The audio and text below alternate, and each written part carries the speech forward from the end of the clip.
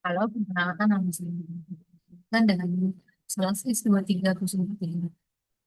Kali ini saya merupakan nanti mendatangi one topik information based learning. Sebelum itu saya sudah mendownload 6 modul yang telah diberikan pada JIS. Adapun yang pertama itu adalah subsektor mesin, di mana yang pertama itu saya eh, konekkan terlebih dahulu terhadap Google Drive agar nantinya file ataupun folder yang saya buat pada Google File tersebut disimpan pada Google Drive. Nah, yang pertama itu adalah subsektor mesin. Yang pertama, importing the libraries, di mana kode yang menampilkan import library untuk SFM, yaitu nanti untuk mengolah data numeric, terus ada matplotlib.pilot. Di sini visualisasi, lalu ada pandas yaitu mengelola data set. Ini adalah tahapan persiapan sebelum pemodelan. Lalu yang kedua itu ada importing the data set, di mana ini digunakan untuk menghubungkan Google Drive ke Google Colab, lalu membaca file data CSV menggunakan Pandas. Setelah itu data dipisahkan menjadi X, yaitu fitur atau semua kolom, kecuali terakhir, dan Y, label atau kolom terakhir untuk proses pemodelan. Di mana di sini saya sebelumnya sudah menyimpan eh, file data.csv itu pada Google Drive saya, yaitu machine learning, week 5, dan nama filenya. Lalu di sini ada splitting the data set into the training set and test set. Di sini kode ini mengimpor train set split dari Scholar untuk membagi data menjadi data lagi dan data uji, yaitu data training dan data testing. Data dibagi 75% training dan 25% untuk testing dengan random state scenario agar hasil pembagian tetap konsisten. Lalu di sini ada fitur scaling, di mana ini menggunakan standar scalar untuk menstandarkan data agar memiliki rata-rata 0 dan standar deviasi 1. Fit transport diterapkan pada data training. Lalu transport pada data testing agar skala keduanya tetap konsisten. Lalu yang kelima itu ada training desk SPM, di mana model oriented training set. Kode ini mengimpor SPC dan Scholar untuk membuat model support performance, di mana model dibuat dengan kernel linear. Artinya pemisahan kelas dilakukan dengan garis lurus APH hyperplane linear dan random state sama dengan 0 agar hasil konsisten. Lalu di sini ada perintah classifier fit, di mana X-train dan Y-train digunakan untuk melatih model menggunakan data training sehingga model belajar menemukan batas pemisah terbaik antar kelas yang digunakan untuk prediksi. Lalu di sini ada making the confusion matrix, di mana di sini yang pertama confusion matrix. Artinya di sini ada 102 itu true negatif atau data negatif diprediksi negatif. Lalu ada 59 diagonalnya. Diagonal dari 102 dinamakan true positif. Data positif diprediksi positif. Lalu ada 5 false positif. Seharusnya negatif tapi diprediksi positif. Lalu ada false negatif. Seharusnya positif tapi diprediksi negatif. Total data uji yaitu ditambahkan 102 ditambah 5 ditambah 5 ditambah 59, totalnya ada 171 data.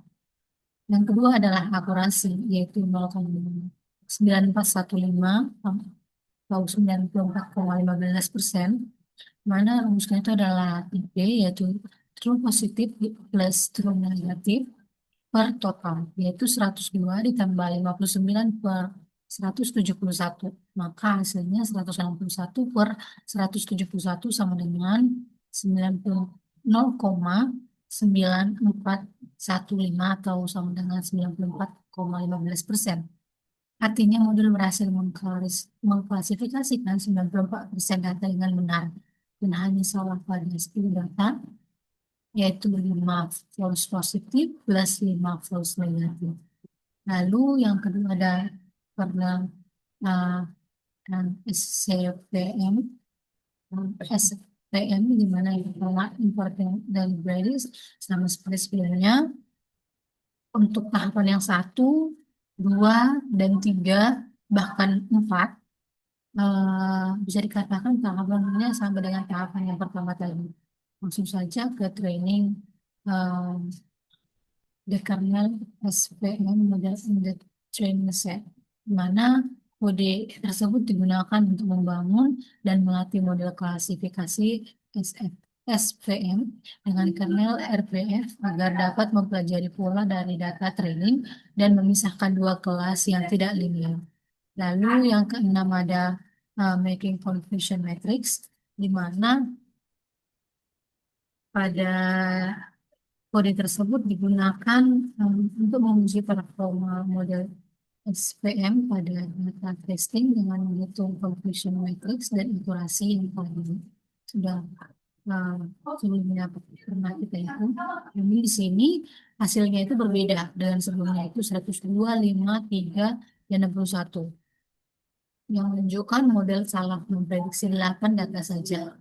Dan nilai akurasi sebesar 95,32%, menandakan model memiliki performa sangat baik dalam mengklasifikasikan data uji. Nah, untuk menghitung tersebut dapat menggunakan dengan rumus yang sebelumnya, yaitu untuk confusion matrix-nya ditambah data ujinya, totalnya untuk akurasi TP plus TN per total. Lalu di sini making the lalu yang C itu ada random forest classification untuk tahapan yang pertama, tahapan yang kedua, yang ketiga, dan yang keempat sama seperti sebelumnya. Nah, di sini ada training the random forest classification model on the training set, di mana kode ini digunakan untuk membangun dan melatih model random forest untuk klasifikasi. Parameter N estimator sama dengan 10 berarti model menggunakan siklus pohon keputusan. Sedangkan kriterion sama dengan entropi digunakan untuk mengukur kualitas penyelesaian data. Lalu yang kedua ada making the confusion matrix. Di sini yang pertama untuk confusion matrixnya kita jumlahkan 102 ditambah 5 ditambah 6 ditambah 58 sehingga hasilnya itu adalah 171. Lalu untuk akurasinya itu IP plus TN per total 102 ditambah 58 per 171, maka hasilnya itu 0,9357 atau sama dengan 93,57%. Yang artinya model berhasil mengklasifikasikan sebesar 93% data yang dengan benar dan salah pada 11 data itu 5 false positif plus 6 false negatif. Lalu yang ketujuh ada visualisasi a second decision tree in the random forest. Nah, di sini kode ini menampilkan satu pohon keputusan dari random forest, di mana model mengambil satu estimator, lalu divisualisasikan sebagai grafik. Setiap kotak berisi aturan berdasarkan fitur, misalnya Bear Clay, di mana entropi menunjukkan tingkat ketidakpastian.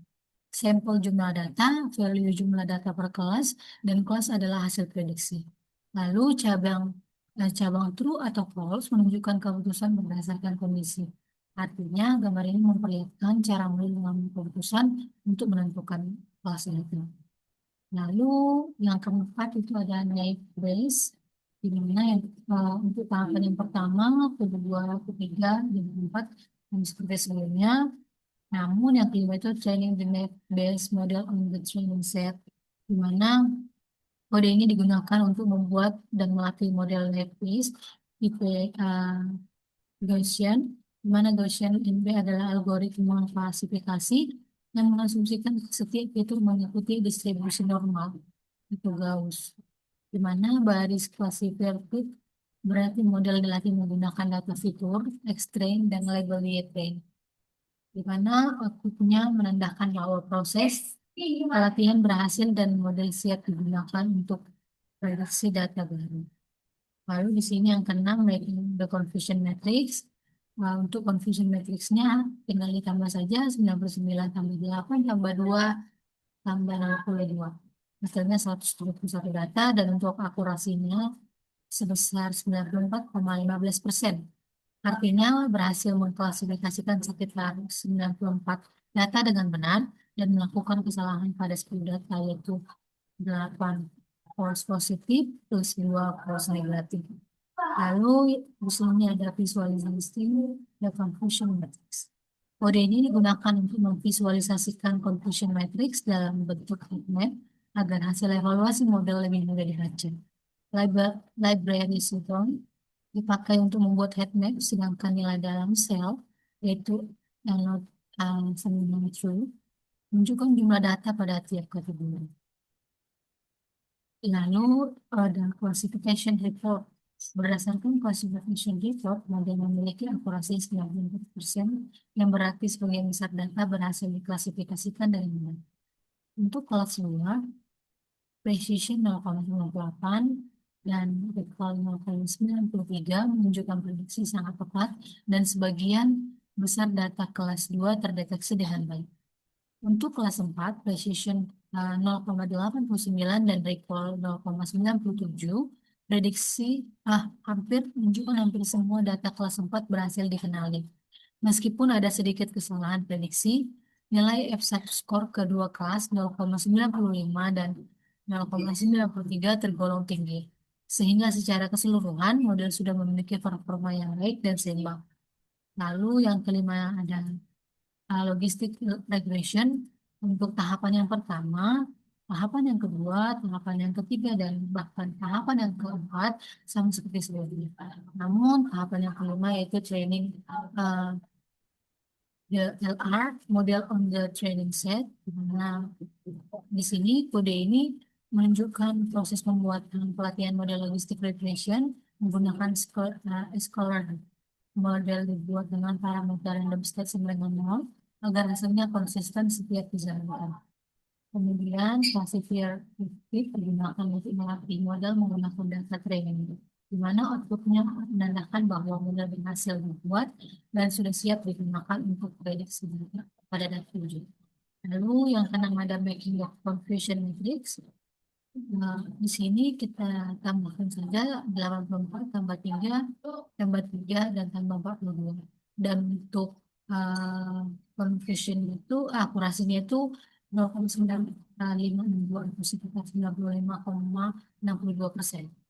Lalu ada visualisasi training result, di mana di sini kode ini tersebut digunakan untuk memvisualisasikan decision boundary dari model logistic regression pada data training, di mana dua fitur yang dipilih adalah fitness dan uniformity of cell size. Kemudian dibuat script untuk membentuk area prediksi, lalu dihitung nilai linear, ini ya, dia terapkan fungsi sigmoid untuk mendapatkan probabilitas dan konversi menjadi fungsi 2 atau 4. Lalu yang terakhir ada visualisasi test result.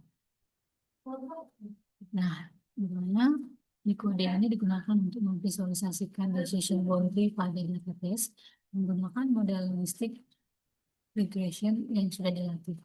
Dua fitur yang dipakai tetap completeness dan uniformity of cell size, lalu dibuat misguide untuk menghasilkan area prediksi. Nilai linear return diterapkan fungsi sigmoid untuk mendapatkan probabilitas, kemudian dikonversi menjadi plus 2 atau 4. Hasilnya ditampilkan dengan kontrol sebagai area warna yaitu merah dan hijau, lalu ditumpangi titik data case asli. Grafik ini menunjukkan bahwa model memprediksi dan memisahkan kelas pada data yang pernah dilihat sebelumnya. Lalu di sini ada maximum likelihood estimation atau MLA. Karena model logistic regression ini mengklasifikasikan tumor sebagai kelas 2 atau bina dan kelas 4 garis. Terlihat dari prediction probabilities yang mendekati 1,9, yaitu 0,992. Pada salah satu kolom menunjukkan modal cukup besar dalam prediksinya. Dari koefisien fitur, plum thickness, dan Bear incline adalah prediktor terkuat untuk keganasan, sementara sample core number bernilai negatif karena memang bukan prediksi klinis yang relevan ini justru menunjukkan model kerja yang benar secara medis. Lalu di sini ada visualization of maximum likelihood estimation and sigmoid function.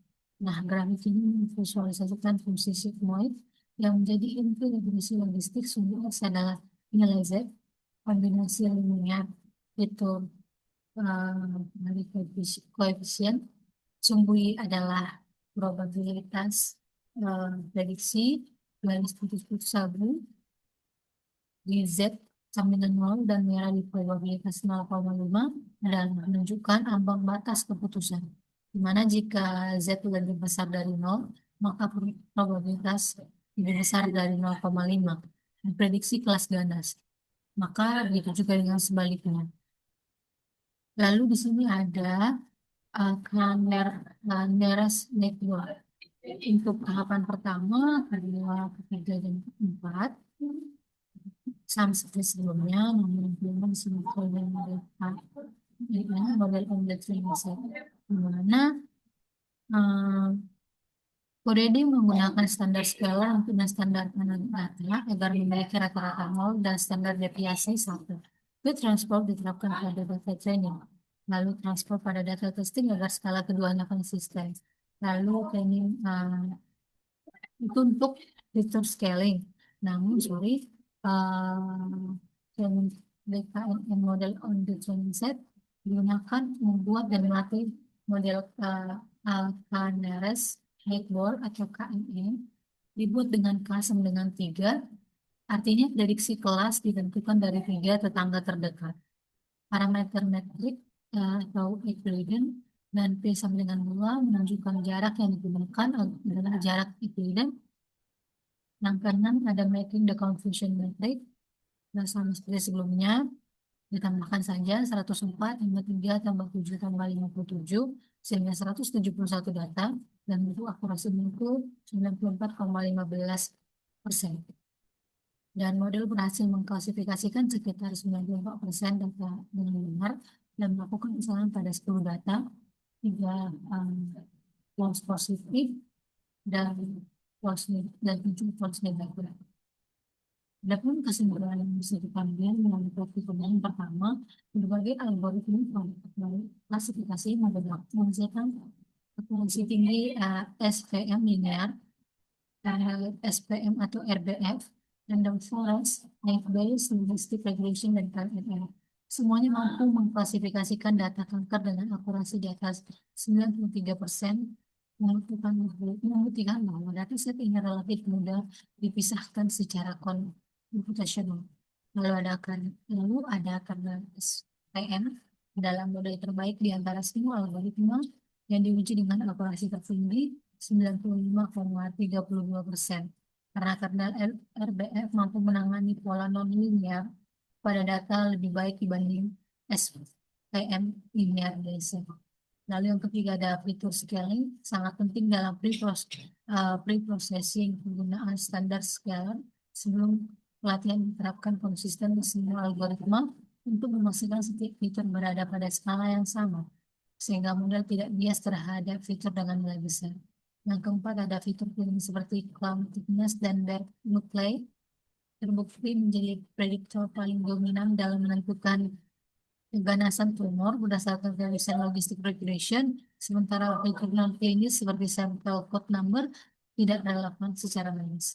Lalu yang kelima ada evaluasi model tidak cukup hanya dari akurasi penggunaan confusion matrix dan classification report memberikan gambaran yang lengkap, misalnya Naive-Bayes memiliki false negatif hanya 2 atau sangat baik untuk kasus medis, yang artinya model jarang melewatkan konfusi dan sebenarnya positif kanker.